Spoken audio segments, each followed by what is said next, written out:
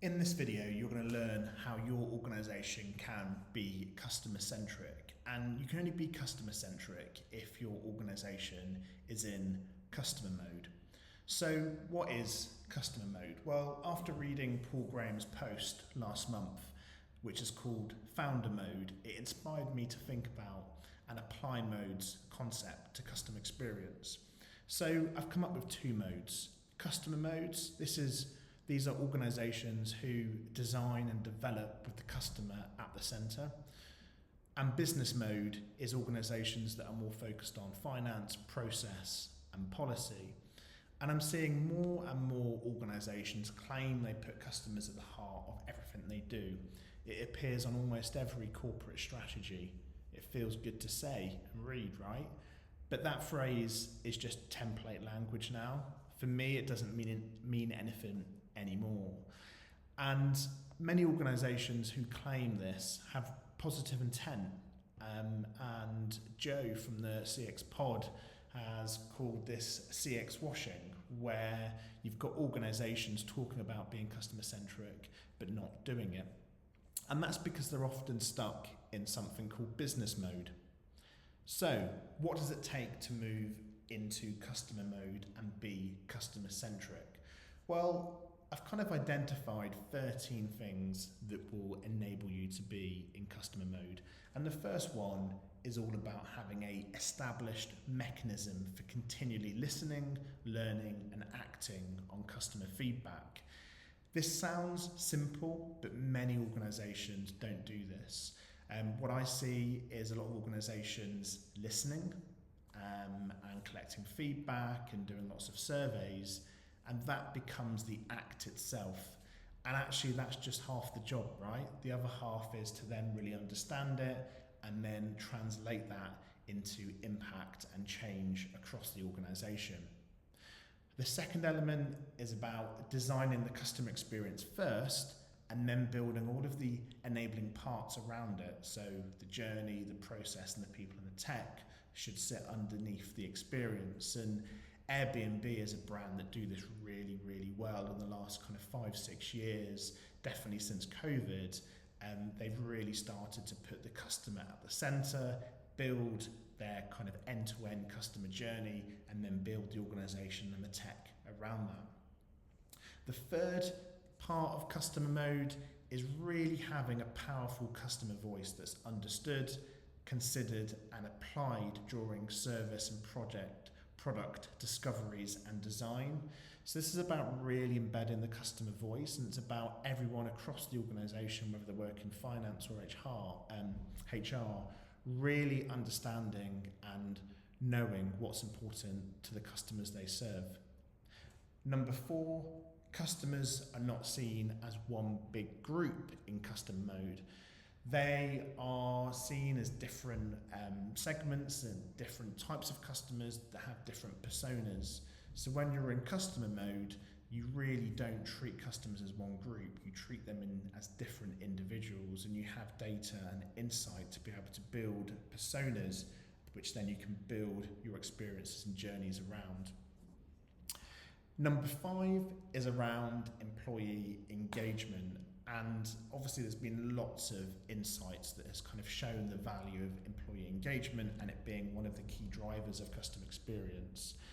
And in customer mode, employee engagement is really valued and it's seen as a critical enabler that really drives the experience.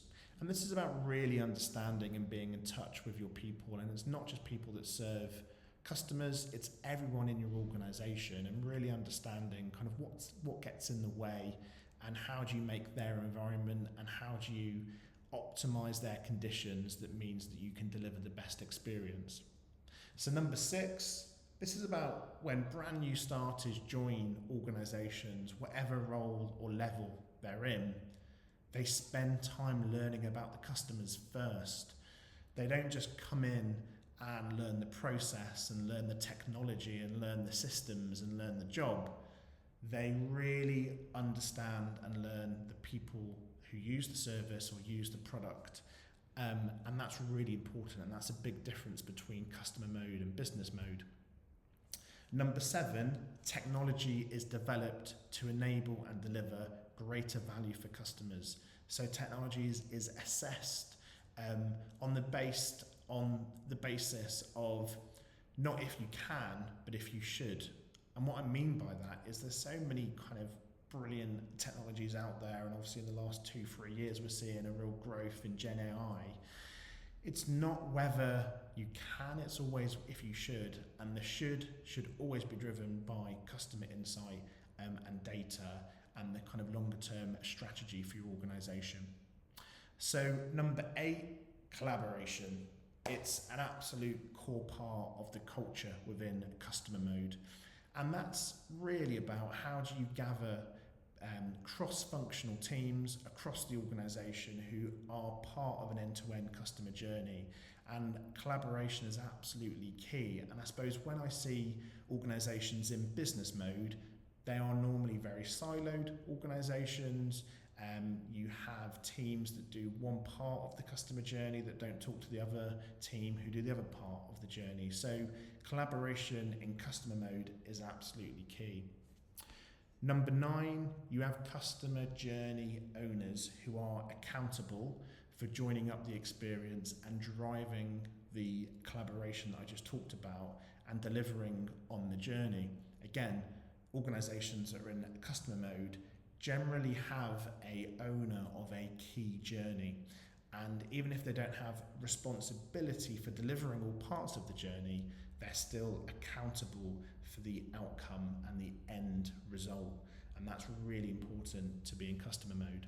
Number 10, having a customer experience strategy that feeds the organisation and becomes a bit of a orchestration tool that really helps teams across the organisation on how they design and deliver their services. So if you're in business mode, you tend to have quite a silo, sometimes a bit of a secret customer experience strategy that no one in the organisation has heard of or seen of.